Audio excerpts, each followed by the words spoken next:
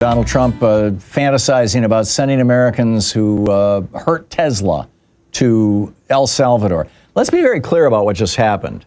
Donald Trump just rounded up a bunch of people who were in the United States. Now, he claims none of them are citizens. We have no way of knowing if that's true or not because there was no legal process. This is the foundation of American law, is that the government can't do things to you until they have been authorized by a court. That is the cornerstone of not just American law. That's what the Magna Carta was about. Back in, 1205 or something, 1050. I forget what year the Magna Carta was signed, but a long time ago. Like 1,000 years ago. You can't take my property, you can't take my life, you can't take my freedom without a legal process in which I have an opportunity to defend myself.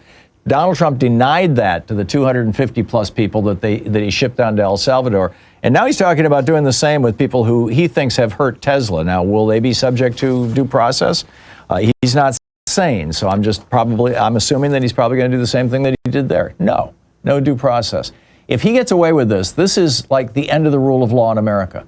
This is a big deal. I'm just astonished our media is not informing people about this, and our media is not educating people about what actually is going on here.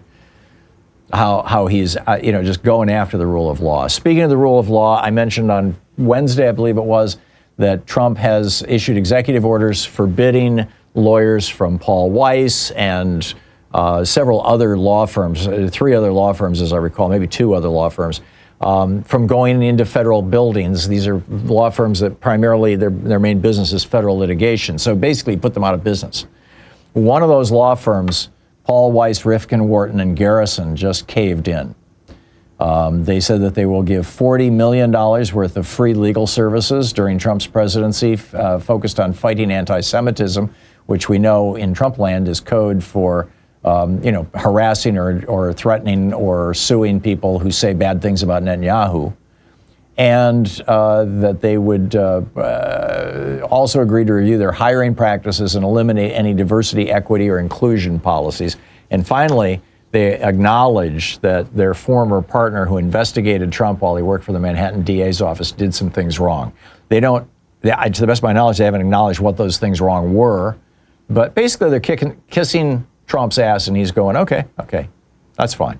George Conway says shameful is too kind a word. Anna Bauer, senior editor of law firm, said capitulation is not the answer. Josh Marshall, bunch of high-profile D lawyers over at Paul Weiss, Democratic lawyers, they have a choice to make, I'd say. Sean Satori, a noted government litigator, among others, Paul Weiss represents Amazon and Jeff Bezos, so let's just say I'm not surprised. Former Republican Jack Hopkins, host of the eponymous podcast, Jack Weiss is a coward and Donald Trump just won in a terrifying way. And Mark Jacob, a former Metro editor of the Chicago Tribune and Sunday editor at the Sun-Times, said disgraceful capitulation to fascist intimidation by the Paul Weiss law firm.